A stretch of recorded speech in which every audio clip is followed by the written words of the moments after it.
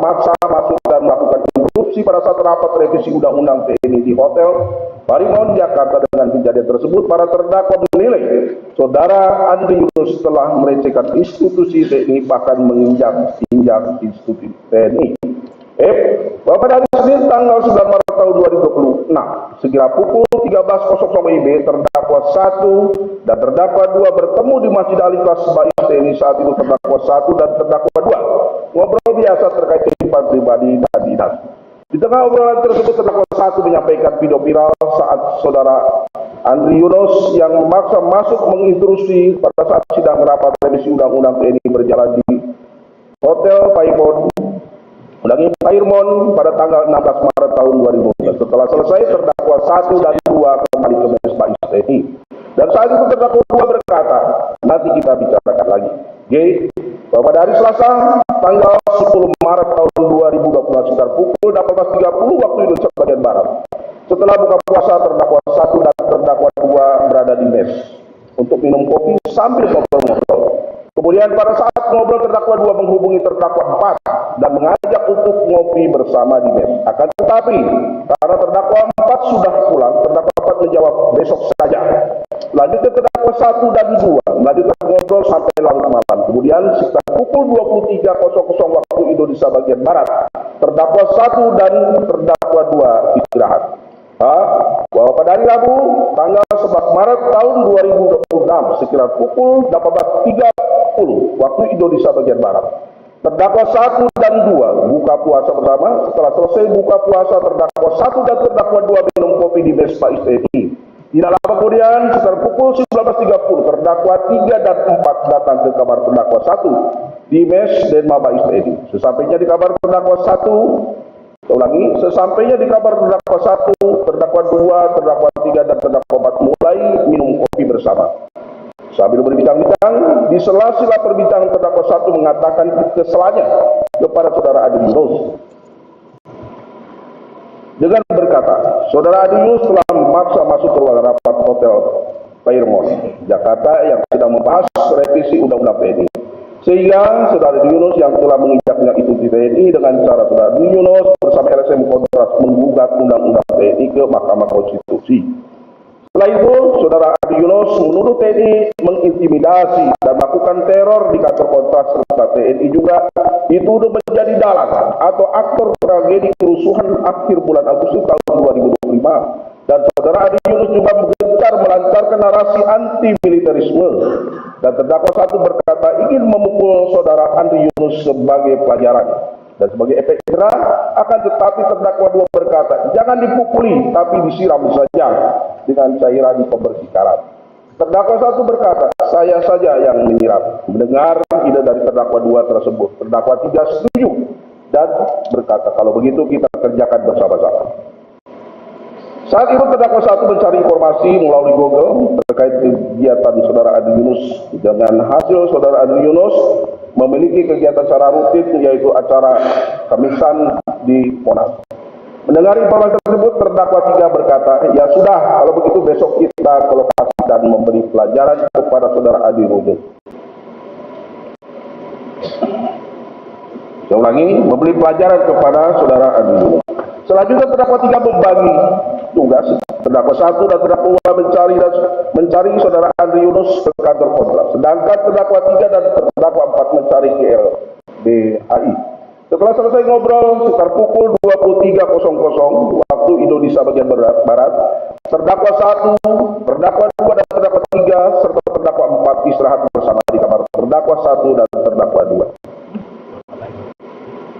Bahwa pada hari Kamis tanggal 12 Maret tahun 2026 sekitar pukul 16.30 waktu Indonesia bagian Barat, para terdakwa berangkat bersama-sama dari lantai 4 dengan posisi terdakwa 1 dan 2 berboncengan menggunakan sepeda motor Honda Beat warna hitam, Chevrolet warna putih nomor polisi F3151BY milik terdakwa 3. Sedangkan terdakwa 3 dan terdakwa 4 menggunakan sepeda motor Yamaha Mio Soul warna abu-abu nomor polisi 334 CLK milik terdakwa 4. Sesampainya di lantai 1, terdakwa 2 berhenti di parkiran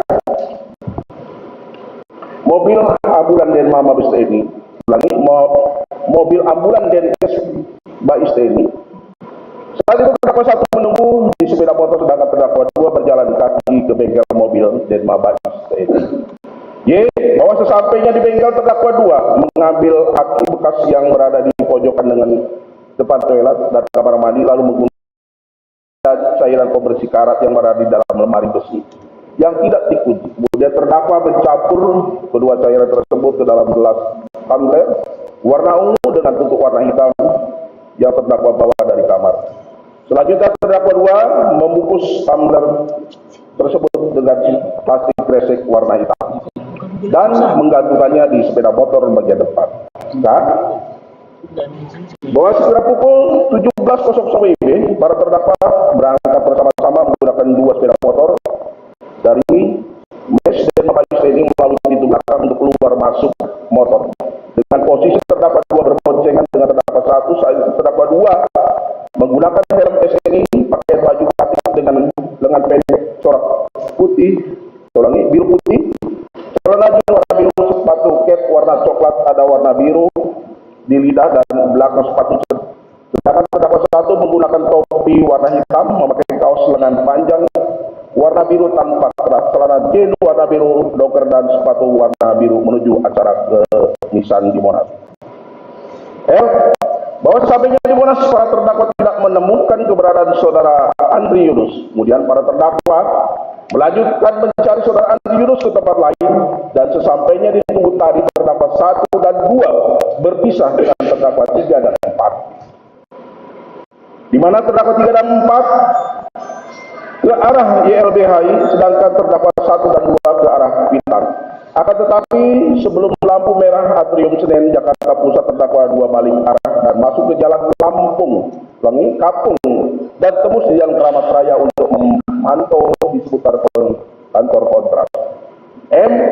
Bahwa sekitar pukul 18.30 WIB, terdakwa 3 dan 4 berhenti di warung kopi di Rasik di Jakarta Pusat untuk melakukan berbuka puasa. Setelah selesai, terdakwa 3 dan 4 melanjutkan ke kantor YLBHI di Jalan Negoro Jakarta Pusat. Sesampainya di kantor YLBHI, terdakwa 3 dan 4 berhenti dan menunggu di seberang jalan, tepatnya di depan kantor YLBHI dengan jarak 50 sampai dengan 100 meter sambil mondar mandir. Bahwa sekitar pukul 23.00 WIB, terdakwa 1 dan terdakwa 2 menemui terdakwa 3 dan 4 dan mengajak pulang. Kemudian pada saat akan pulang, terdakwa 3 melihat saudara Andri Yunus sedang naik sepeda motor warna kuning keluar dari kantor YLBHI dan berkata, "Itu si Andri Yunus, orangnya sudah keluar pakai motor kuning." Selanjutnya terdakwa 1 dan 2 langsung mengikuti saudara Andri Yunus, sedangkan terdakwa 3 dan 4 mengikuti dari belakang.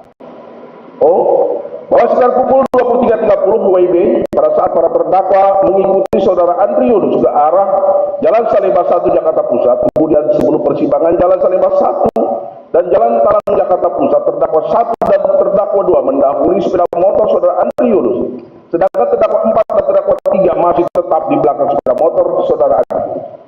Tepat di persimpangan Jalan Salemba 1 dan di Jalan Talang Jakarta Pusat, sepeda motor terdakwa 1 dan 2 arah atau melawan arah menuju arah sepeda motor saudara Andri Yunus, dan pada saat sepeda motor terdakwa 2 memperlambat kecepatan sambil menunggu sepeda motor saudara Andri Yunus mendekat, pada saat berpapasan terdakwa 1 langsung menyiramkan cairan kimia tersebut ke bagian tubuh saudara Andri Yunus. Karena terdakwa 1 juga terkena cairan kimia tersebut, terdakwa 1 langsung menjatuhkan botol yang dibawanya, yaitu botol tumbler, dan langsung meninggalkan lokasi kejadian lurus ke arah RSCM, sedangkan terdakwa 3 dan 4 lurus ke arah Jalan Pramuka menuju Mes Bais TNI. Bahwa 20 meter dari TKP, saudara Andri Yunus merasa kepanasan akibat reaksi dari cairan kimia yang disiram kepadanya, sehingga saudara Andri Yunus langsung menjatuhkan sepeda motornya dan berteriak meminta tolong sambil meletakkan tas dan membuka jaket dan baju yang digunakan. Saat itu, sambil berteriak dan kondisi saudara Andri Yunus sudah merah seperti darah, sehingga masyarakat di sekitar membantu dengan memberikan air aqua. Selanjutnya saat itu saudara Andri Yunus mencuci wajahnya. Setelah itu saudara